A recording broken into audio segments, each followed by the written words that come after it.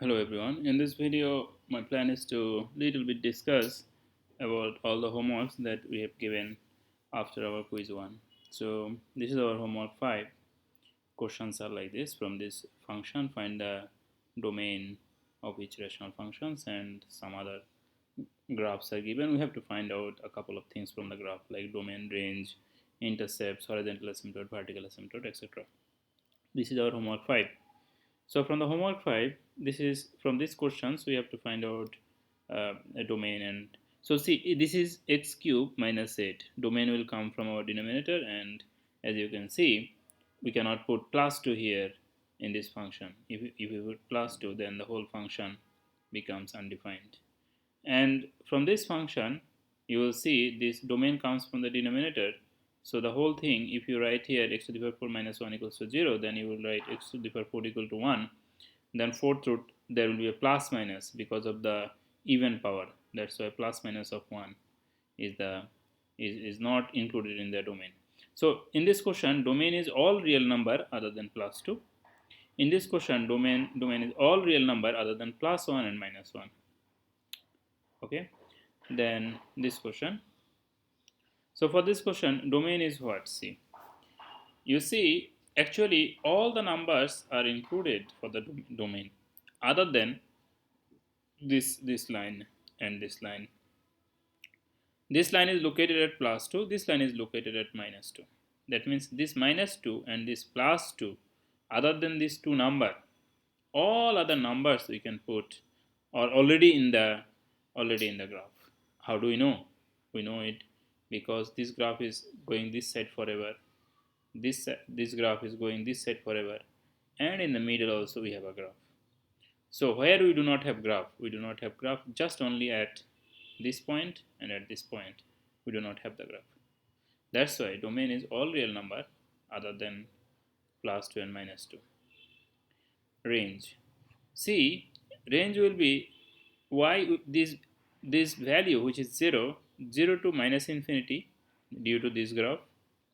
That's why we said range is y is less than or equal to 0. This means this about this graph we are talking about.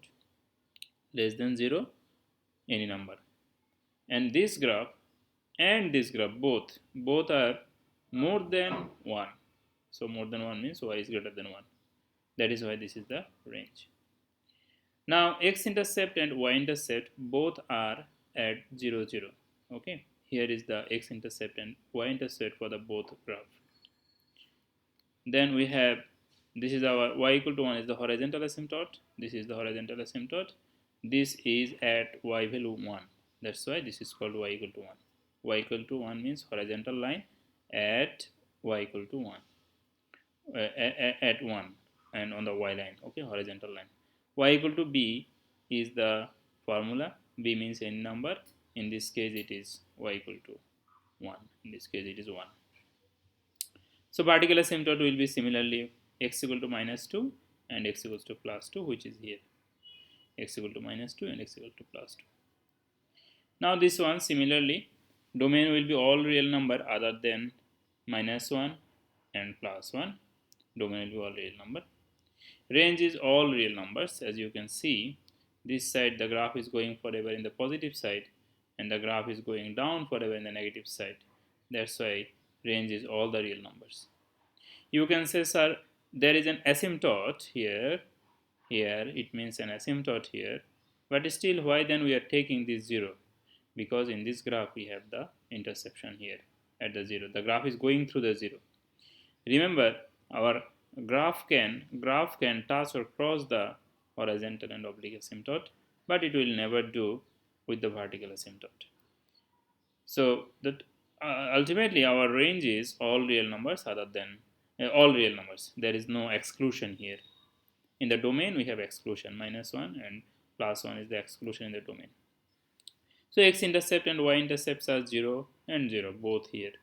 Both we have the intercept. Y equal to 0 is the horizontal asymptote because it is given. See this red color dot dot dot, red color, this means the asymptote, and vertical asymptote will be plus 1 and minus 1. So this is the vertical asymptote, plus 1 and minus 1. And this is the homework 6. Homework 6 is find the vertical, horizontal, oblique asymptote for this, if any, for each of the following rational functions. This is the question, and answer is, let's start discussing the answer. So look at this. Where is the maximum power? Maximum power is in the downside, right? So we know that if maximum power is in the downside, then horizontal asymptote is always y equal to 0 or x-axis. Then vertical asymptote comes from the denominator.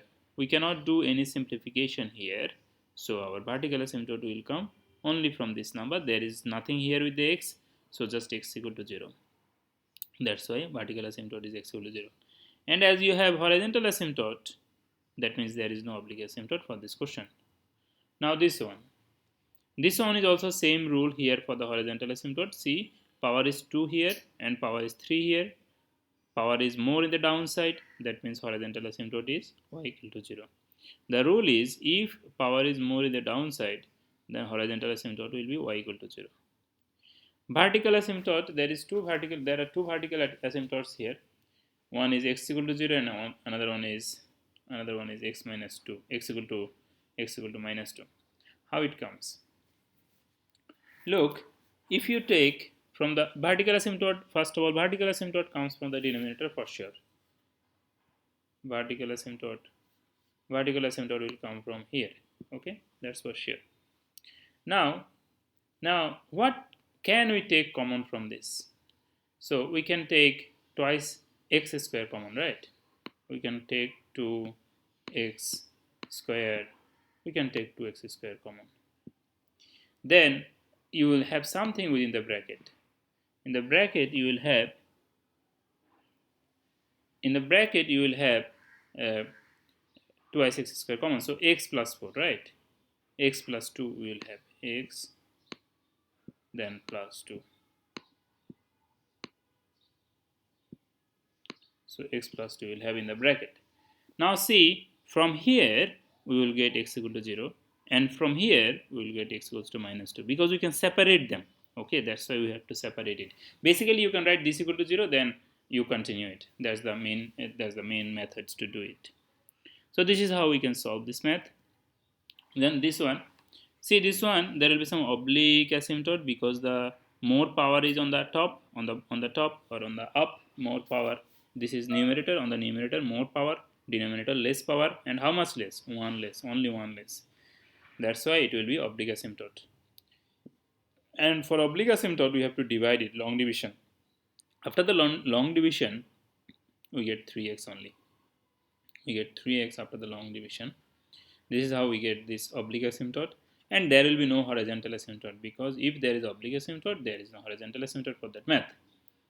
And vertical asymptote again will come from here, and you can see x square, we can take x we can take common. So basically two answer may come here, x square plus 3, so x square equal to minus 3. So one answer will come actually, because other value becomes undefined. So x equal to 0 is the only vertical asymptote. Do you see why one answer?